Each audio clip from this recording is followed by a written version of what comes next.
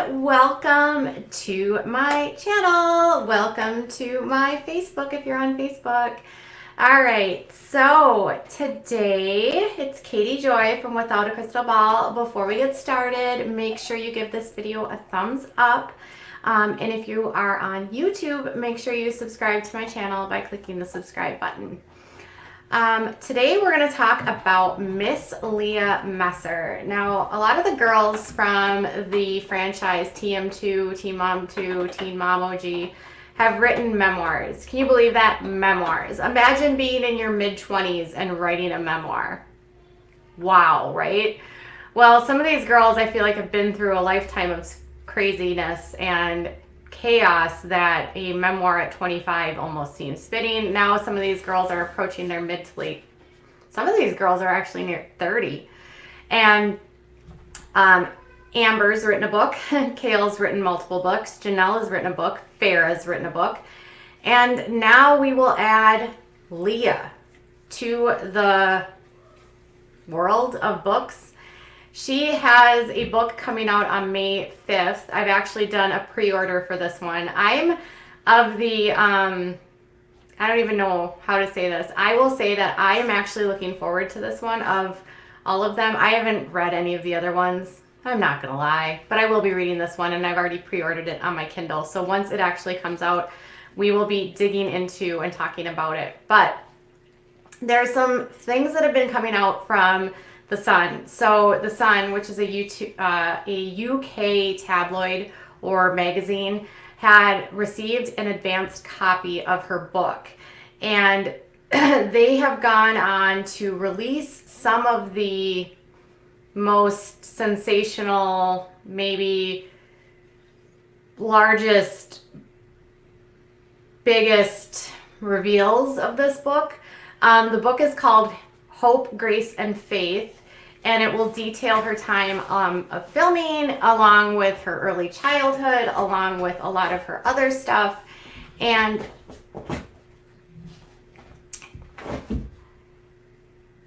it will detail her life growing up, some of the stuff of dealing with her father, some of the stuff with some I'm not going to go into some of the topics, but there'll be a lot. And then leading up to her time of having the kids, being on Teen Mom 2, and then leading up to some of the things. Remember when she nodded out, when she wasn't really falling asleep while holding the kids, some of her erratic behavior, not looking the best, some of her questionable things.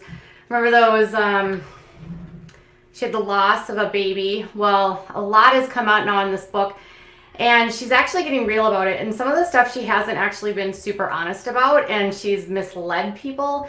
And she's misled MTV. And in the book, she's actually talks about that time when she claimed that she had a miscarriage, and instead it wasn't what it seemed. So in her book, she wrote, "I was devastated. Having a baby with Jeremy would have been the end of the chance of any chance Corey and I had of making things work out for our family. I was sad for myself, but mostly I was sad for our girls. I knew I had effed up and I felt like I'd ruined their lives on top of mine." So apparently what happens is she and Jeremy end up getting together, but she's like these unresolved feelings still for Corey. Corey's dating another girl. She gets involved with Jeremy. And somehow in sort of the mix of all of this, she gets pregnant. And she realizes that if she moves forward with this, her relationship or any chance of reconciliation with Corey is over.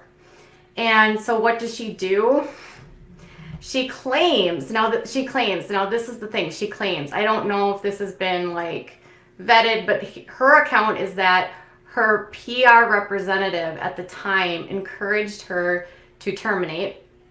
And she believed the rep's advice was so that she could help save her public image, which is actually kind of odd if you think about it, because saving her public image, I don't know what kind of public image she would have had at that time. The girls from the show have not had the best reputation. If you look at other shows, this kind of show has always been kind of looked like as a train wreck. But she's from the South and West Virginia.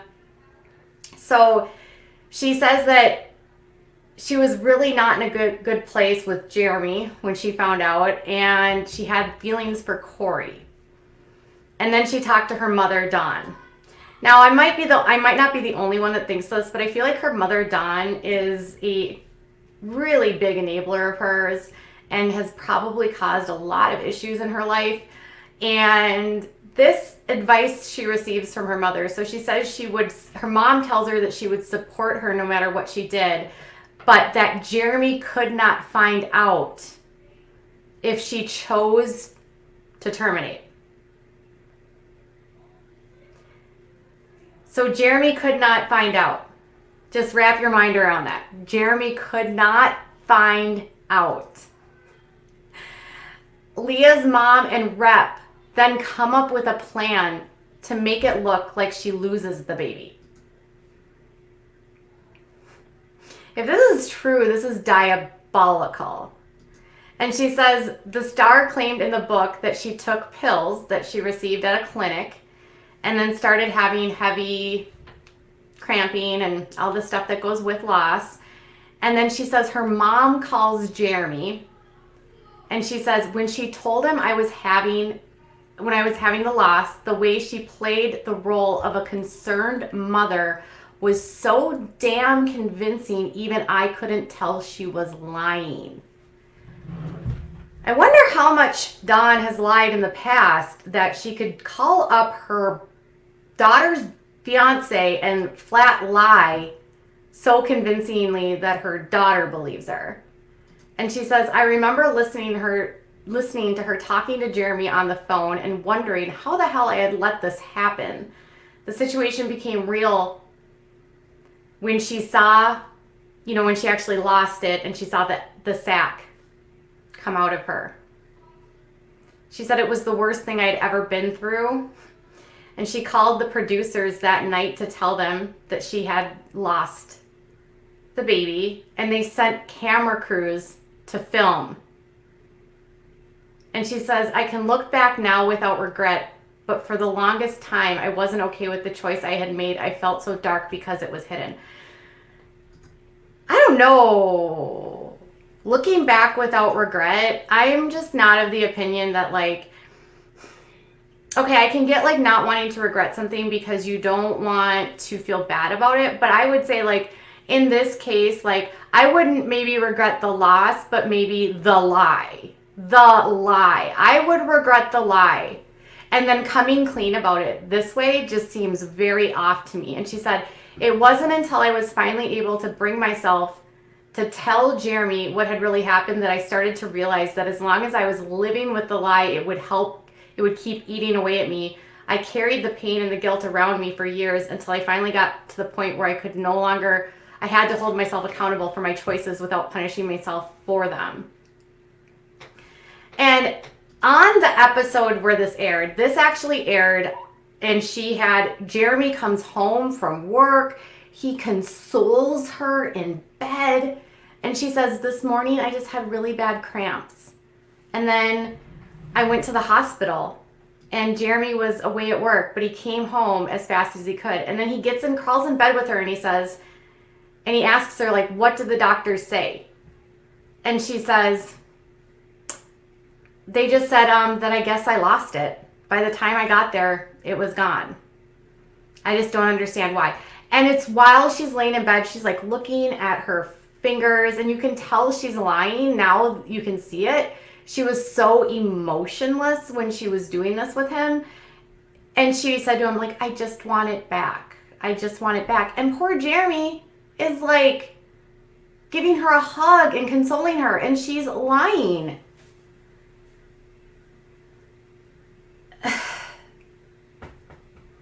And I'm sitting here going, okay, she was young when this happened. She was 19.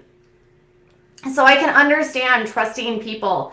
But your mom, if her mom did that and her mom convinced her to do that, my goodness. I have no words. And she took care, and she was a part of it. And now she's admitting it. I mean, admitting it is great, but at the same time, this is going to make people so upset.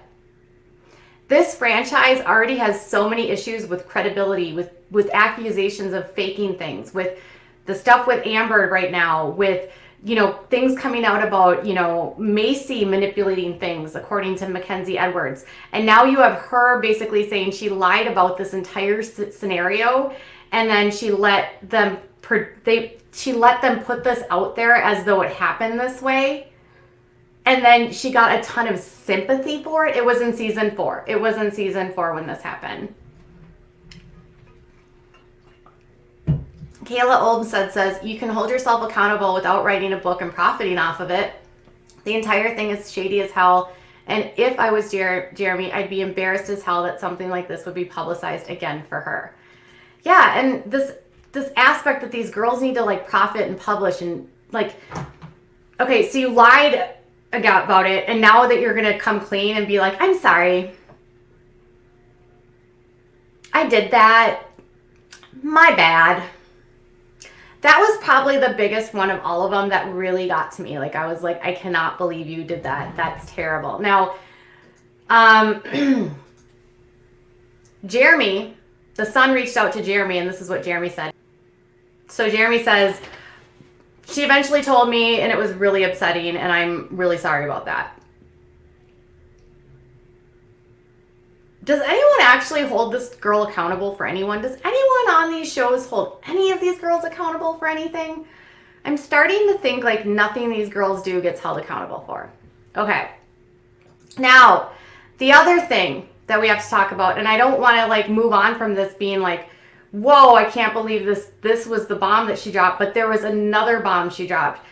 And this one is bad. That's why I let off with them. But I think this one is actually like, finally she's coming clean about it. But this all comes to the fact of like, what does MTV know, and like, how are they culpable in this? And like, do these girls ever get held accountable for this? And how is the public going to respond? Because I see some of the fans being like, well, she just felt really bad and now she's making amends, and she's great because she's Leah and we love Leah. Leah's amazing. Or are there going to be fans that they just said that they guess I lost it? I mean, like, is that how we're gonna see it? Like, oh, I guess I lost it. I don't know, Leah. I don't know. Okay. Now, the second part that I wanted to share with you is about her finally coming clean about her use of pills. And I think everyone knew that she had a problem. She actually admitted to it in 2018 on her podcast. I actually just listened to the podcast where she had Jeremy on, and she became dependent on a bunch of painkillers after she had some spinal taps when she had her daughter, Addie. And she was in so much pain. She had trouble walking. She had headaches, that they sent her home on a drip, and then she just eventually became fully dependent on them. And she was prescribed a bunch of different hydros, oxys, and Tylenol 3s, and then they also gave her different meds for anxiety. And she said, at first the medications helped dull the pain in my body and my mind, but at some point they stopped helping. Now I'm starting to think they might be part of the problem. So she never wanted to touch these because of her father. Her father has a long history with being dependent on drugs. And she said it got to a point where she said, I just want to feel normal, but I'm either in so much physical pain that I can barely stand, or I'm so foggy from the pills that I look like a junkie. And I think if you remember, at this time, she got really thin. She was having a hard time staying awake while she was filming. There was Jeremy and Corey going to, have a meal, talking about what she was doing. And remember, she was like completely denying it. And she said that when she tried to stop taking them, she would suffer from like withdrawal, flu-like symptoms, body ache, nausea. She tried to wean herself off them with help from her mom. Why is her mom so involved? And her stepdad, who is a registered nurse, who, by the way, if a registered nurse is like working with you and they're not like in the capacity of a facility, he could get in trouble for doing this. Like, it's dangerous to try to wean off these without help from a doctor, because you can ultimately end up dying. and Lee just does this from home, this whole family is a damn mess. And she says that she'd get home and then her dad would just hand her some medication because he had it. And then she said she would take it because of the pain she had. And she mentioned that she struggled with like depression and anxiety her whole life, but that the opioids sent her over the edge. She said a lot of that period of my life is like I was blacked out. So she doesn't remember years of her life. Years. They made it seem like on the show that it was just this thing that happened and it was just like, just a little mix. Whoops. Whoops-a-daisy. And she said, a lot of that period was like a blackout for me. Even though people will tell me I did things I don't even remember, and I'll watch footage of myself on the show and I have no memory of it. No memory of filming. No memory of filming. Think about that. And Corey and Miranda at that time were accusing her of using, right? And she denied it. And she said, I have to pretend I'm okay. If I slip up even a little, I could give the twins dad ammunition and he could use it to get custody of them. This is the part that eats me up about this admission. Because she wouldn't be honest with it remember that reunion when she was all like, monkey, monkey, nope, we're not talking about that, monkey. She had like safe words because she went away and she went to rehab and, you know, she didn't want to admit about this stuff. And she's like, oh, monkey, you know what I mean? And now she's admitting that she lied because she didn't want Corey to get custody. Yet, remember, she was always late to dropping the kids off. They went to school without lunch. They went to school not being fed. Maybe Corey should have had custody. It's crazy to me. She did end up losing custody very briefly. But she said she got to rehab. She went through detox. She said it was miserable. She had cold sweats, nausea, diarrhea for like days. She was discharged. Then she went to another place and she said it was the best choice that she ever made. She said, I'm still working on myself, growing as a person and striving to be the best mother I can be. But then here's the interesting thing. She does an interview with Hollywood Life. So that's the excerpt from the book. And then she does this interview with Hollywood Life. And she says this. She says, some of the things that are in the book would be a whole situation revolving around me having an addiction and how all of that happened and where it led me. And she wanted to take her life. And she said, had it not been for my kids, which is why I named the book Hope, Grace, and Faith, I wouldn't be here today. There would be no Leah. My kids wouldn't have a mom. And if it had not been for MTV and my manager, those two things will be in there. So the company that has been exploiting her life is also her saving grace. Yeah. Anyways. So I feel like so many people are going to be able to connect with me more and understand where I came from, my childhood up until leaving for Arizona. Well, they're going to understand why you're a lying liar, Sin. It's going to be hard for me to be sympathetic to her now because she's in a cult. But anyways, and then this is the part that gets me. It gets me because I feel like this is such misinformation. And she says, in regards to the pills and the addiction, she says, I don't struggle with it. Because honestly, when I went to Arizona, I just made my mind up and I was like, done.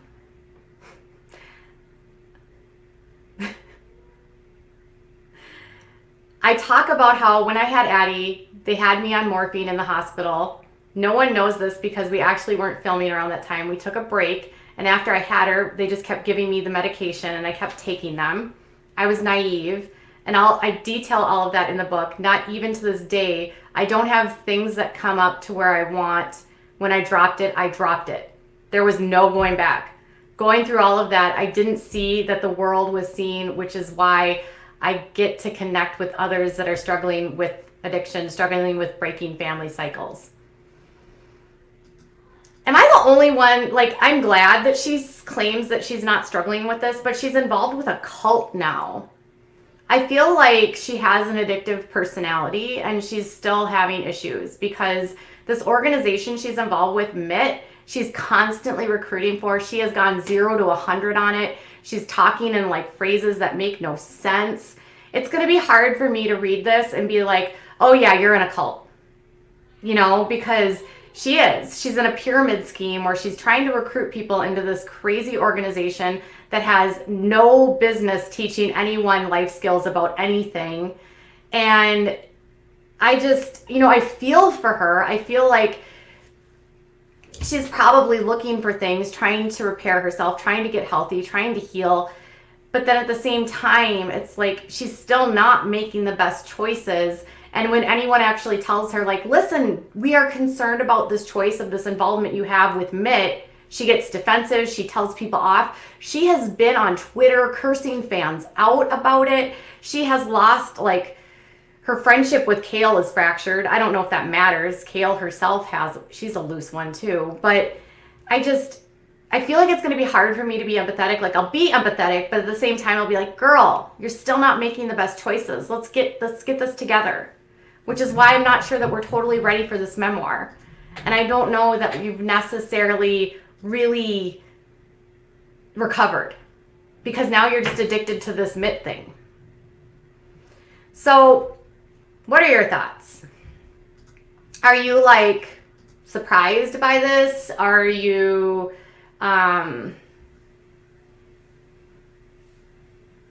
I feel like the production from the beginning chose all of them knowing they had issues. I mean, they had professionals choose characters for reality TV with the sole purpose of designing conflict and drama. It's a business in itself. Absolutely. And I'm sitting here going, I hope you're going to do better. Please leave MIT. I don't know how it's going to be received when the whole book comes out and the stuff comes out about the full miscarriage. I don't know how fans are going to respond to that, to be honest. I can already see on Twitter, people are not, they're either supportive of her or they're disgusted. And I don't know.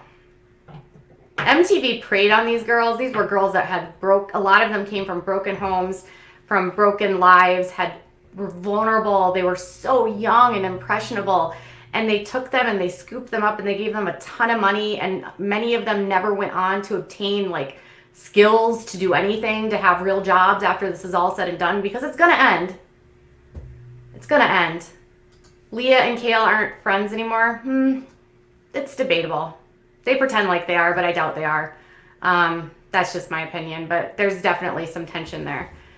So I think MTV preyed on these girls. I think this whole world has given them the carte blanche, this like arrogance to feel like they can tell everything to everyone and just be like, well, I'm sorry, I screwed up.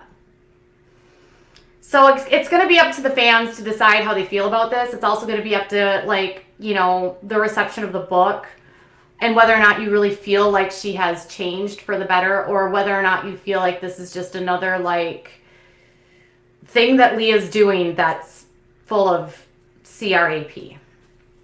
So tell me what your thoughts are about this, and I will be back later. Bye.